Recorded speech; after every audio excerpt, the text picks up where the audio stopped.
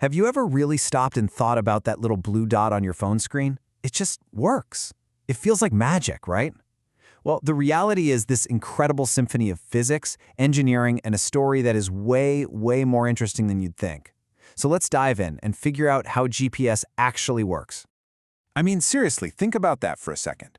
We're on a gigantic rock spinning through space, and this little device in your hand knows you're standing right here, not 10 feet to the left. It's this insane level of precision that we just completely take for granted every single day. All right, so first things first, let's bust the biggest myth right out of the gate. A lot of us think our phone sends a signal up to space, has a quick chat with a satellite, and gets directions back. Nope. Not at all. Your phone is totally passive in this whole exchange. It's actually just a super sensitive radio receiver that's constantly listening for signals being beamed down from above. Okay, so if your phone's just listening, what is it listening for? Well, you can think of the whole process like a giant cosmic scavenger hunt.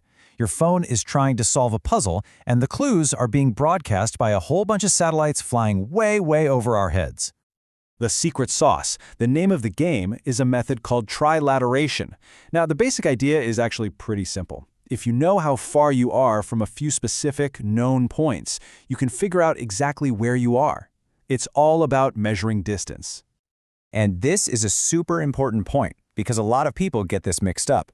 You'll often hear people say GPS uses triangulation, but that's not right. Triangulation measures angles. That's what old-school surveyors used to do. Trilateration, what GPS uses, is all about distance. That's the key difference. Let me show you how it works with a really simple analogy. Okay, so imagine you are completely lost somewhere in the United States. You finally find someone, and they tell you, well, I don't know where you are, but I know you're exactly 400 miles from Boise, Idaho. That's kind of helpful. It means you're somewhere on the edge of a huge circle, but that's still a lot of possibilities.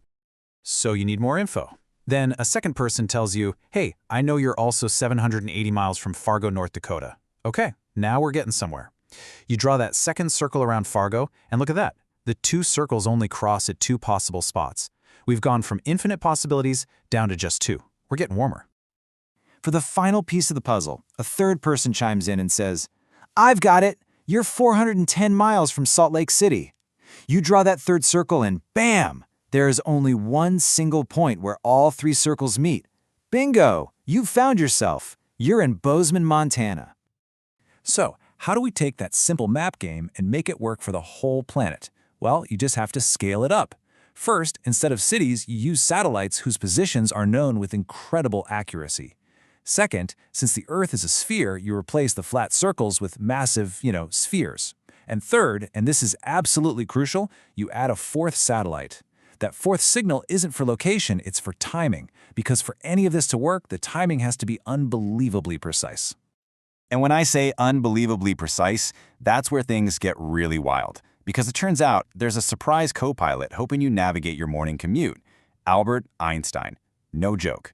Without his theories of relativity, which are over 100 years old, your GPS would be completely useless.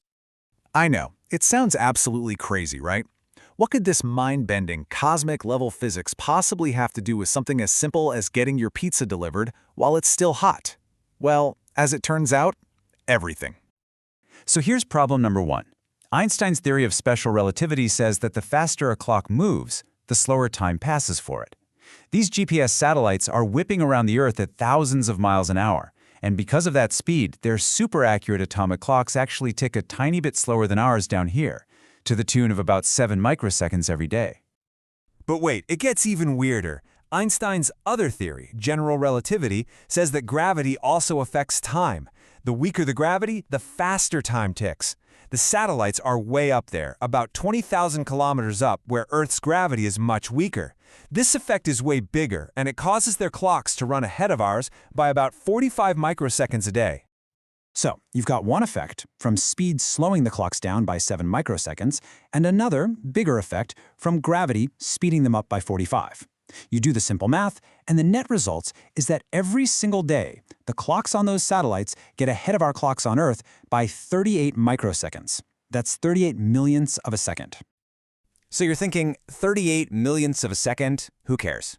Well, you should care, because GPS works by measuring the time it takes for a signal to travel at the speed of light. If your timing is off by just 38 microseconds, the system would calculate your position wrong by about 10 kilometers. And that error would build up every single day.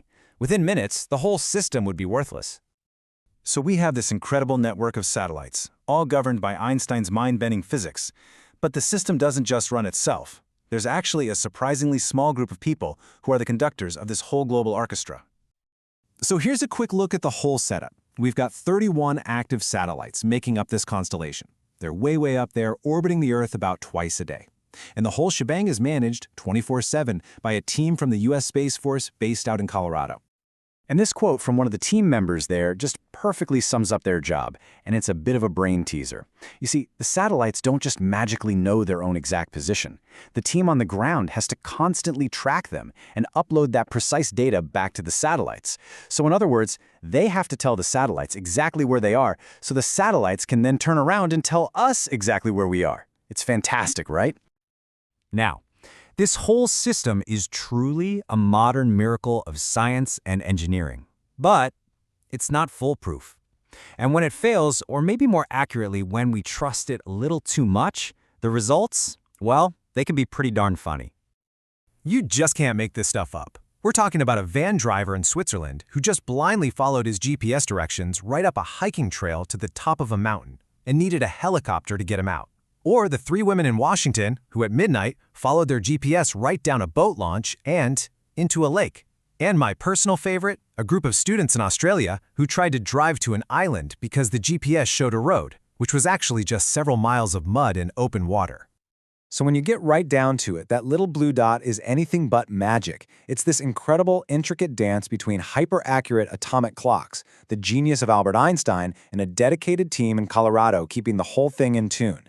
Which really just leaves us with one final thought. It is an amazing tool, but what happens when our trust in that little blue dot starts to become stronger than our trust in our own eyes and our own common sense? Something to think about next time you hit Start Navigation.